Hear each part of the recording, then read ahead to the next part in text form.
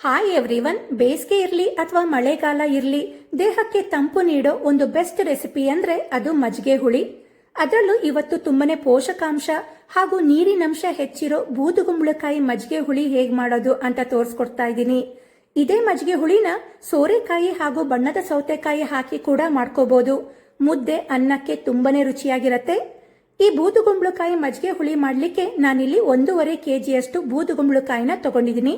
ಅದ್ರ ಸಿಪ್ಪೆ ತುಂಬಾನೇ ಗಟ್ಟಿ ಇರುತ್ತೆ. ಅದರಿಂದ ಅದ್ರ ಸಿಪ್ಪೆ ಮತ್ತೆ ಒಳಗಿನ ತಿರುಳು ತೆಗೆದ್ರೆ ಸುಮಾರು 750 ಗ್ರಾಮ್ ಅಷ್ಟು ಕಾಯಿ ಸಿಗತ್ತೆ. ಅದನ್ನ ಈ ರೀತಿ ಸ್ಕ್ವಯರ್ ಶೇಪ್ ನಲ್ಲಿ ಕಟ್ ಮಾಡ್ಕೊಂಡಿದೀನಿ. ಮೊದಲಿಗೆ ಈ ಬೂದುಗುಂಬಳಕಾಯಿನ ಬೇಯಲಿಕ್ಕೆ ಇಡೋಣ. ಕಾಯಿನ ಒಂದು ಪಾತ್ರೆಗೆ ಹಾಕೊಂಡು ಕಾಯಿ ಬೇಯೋದಕ್ಕೆ ಬೇಕಾದಷ್ಟು ನೀರನ್ನ ಮಾತ್ರ ಹಾಕೊಳ್ಳಿ, ಜಾಸ್ತಿ ಹಾಕೊಳ್ಳೋದು ಬೇಡ. ನಂತರ ಕಾಯಿಗೆ ಹಿಡಿಯೋಷ್ಟು ಅರ್ಧ ಟೀ ಸ್ಪೂನ್ ಉಪ್ಪು, 1/4 ಟೀ ಸ್ಪೂನ್ ಅರಿಶಿಣ ಹಾಕಿ ಮಿಕ್ಸ್ ಮಾಡಿ ಕಾಯಿನ ಬೇಯಲಿಕ್ಕೆ ಬಿಡಬೇಕು. ಅರಿಶಿಣ ಆಪ್ಷನಲ್, ಬೇಕು ಅಂದ್ರೆ ಹಾಕೋಬಹುದು. ನಾನು ಕಲರ್ ಚೆನ್ನಾಗಿರತ್ತೆ ಅಂತ ಹಾಕಿದ್ದೀನಿ. ಈ ಕಾಯಿ ಬೇಯುವಷ್ಟರಲ್ಲಿ ಖಾರನ ರೆಡಿ ಮಾಡ್ಕೊಳ್ಳೋಣ. ಖಾರಕ್ಕೆ ಬೇಕಾದ ಪದಾರ್ಥಗಳನ್ನ ಹುರ್ಕೊಳ್ಬೇಕು. ಅದಕ್ಕೆ 2 ಟೀ ಸ್ಪೂನ್ ಎಣ್ಣೆ ಕಾಯಿಸಿ, ಎಣ್ಣೆ ಕಾದ್ಮೇಲೆ ಇದಕ್ಕೆ 1.5 ಟೀ ಸ್ಪೂನ್ ಕೊತ್ತಂಬರಿ ಕಾಳು, 1 ಟೀ ಸ್ಪೂನ್ ಜೀರಿಗೆ ಹಾಗೆ ಅರ್ಧ ಟೀ ಸ್ಪೂನ್ ಸಾಸಿವೆ ಹಾಕಿ ಮೊದಲಿಗೆ ಇದನ್ನಷ್ಟೇ ಹುರ್ಕೊಳ್ಳೋಣ. ರುಬ್ಬಕ್ಕೆ ಸಾಸಿವೆ ಹಾಕೊಳ್ಳೋದ್ರಿಂದ ಮಜ್ಜಿಗೆ ಹುಳಿ ಟೇಸ್ಟ್ ತುಂಬಾನೇ ಚೆನ್ನಾಗಿರತ್ತೆ. ಇದನ್ನೆಲ್ಲ ಹುರ್ಕೊಂಡ ನಂತರ ಇದಕ್ಕೆ ಖಾರಕ್ಕೆ ಬೇಕಾದಷ್ಟು ಹಸಿಮೆಣಸು, ಒಂದು ಅರ್ಧ ಇಂಚಷ್ಟು ಶುಂಠಿ ಹಾಗೆ ಸ್ವಲ್ಪ ಕರಿಬೇವು ಹಾಕಿ ಹಸಿಮೆಣಸನ್ನ ಚೆನ್ನಾಗಿ ಹುರ್ಕೊಳ್ಬೇಕು. ಇದನ್ನೆಲ್ಲ ಹುರ್ಕೊಂಡ ನಂತರ ಕೊನೆಯದಾಗಿ ಇದಕ್ಕೆ ಅರ್ಧ ಹೊಳಕೆಯಷ್ಟು ತುರಿದ ಫ್ರೆಶ್ ಕಾಯಿ ಹಾಗೆ 2 ಟೀ ಸ್ಪೂನ್ ಅಷ್ಟು ಕಡಲೆಬೇಳೆನ 2 ಗಂಟೆ ಮುಂಚೆನೆ ನೆನೆಸಿಟ್ಕೊಂಡಿದ್ದೆ, ಅದನ್ನ ಹಾಕೊಂಡು 1 ನಿಮಿಷ ಹುರ್ಕೊಳ್ಳಿ. ನೆನೆಸಿಟ್ಟ ಕಡಲೆಬೇಳೆನ ಹಾಕೊಳ್ಳೋದ್ರಿಂದ ಮಜ್ಜಿಗೆ ಹುಳಿಗೆ ಮಂದ ಕೊಡತ್ತೆ.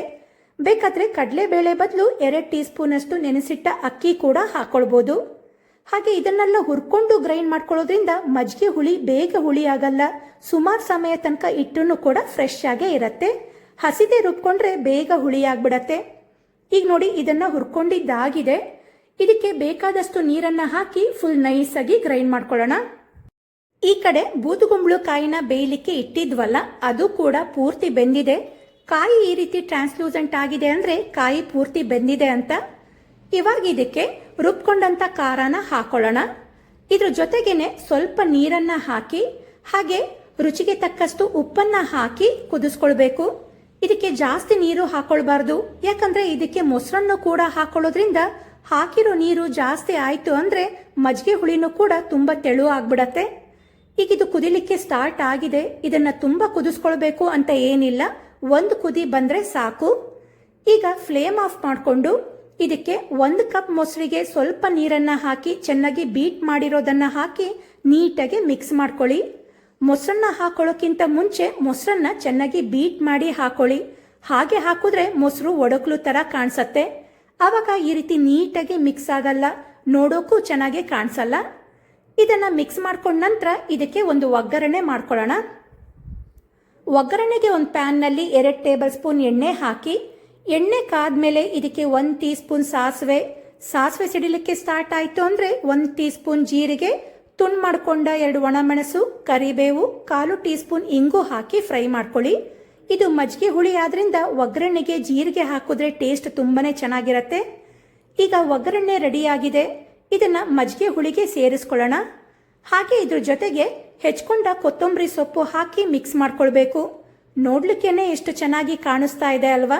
ಟೇಸ್ಟ್ ಕೂಡ ಅಷ್ಟೇ ರುಚಿಯಾಗಿರತ್ತೆ.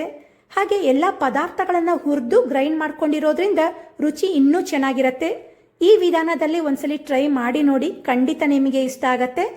ಈಗ ಆರೋಗ್ಯಕರವಾದ ದೇಹಕ್ಕೆ ತಂಪಾದ ಬೂದುಗುಂಬಳಕಾಯಿ ಮಜ್ಜಿಗೆ ಹುಳಿ ರೆಡಿಯಾಗಿದೆ. ಬಿಸಿ ಮುದ್ದೆ ಅನ್ನಕ್ಕೆ ತುಂಬಾನೇ ರುಚಿಯಾಗಿರತ್ತೆ. ಹಾಗೆ ಮಾಡೋದು ಕೂಡ ತುಂಬಾನೇ ಈಸಿ. ಬೂದುಗುಂಬಳಕಾಯಿ ಮಜ್ಜಿಗೆ ಹುಳಿ ರೆಸಿಪಿ ನಿಮಗೆ ಇಷ್ಟ ಆಗಿದೆ ಅಂತ ಅನ್ಕೊಳ್ತೀನಿ. ಇಷ್ಟ ಆಗಿದ್ರೆ ಕಮೆಂಟ್ ಮಾಡಿ ತಿಳಿಸಿ. ಹಾಗೆ ವಿಡಿಯೋಗೆ ಲೈಕ್ ಕೊಡಿ, ಶೇರ್ ಮಾಡಿ. ನನ್ನ YouTube channel, Facebook page, Instagram ಅಕೌಂಟ್ನ ಫಾಲೋ ಮಾಡಿ. Thank you.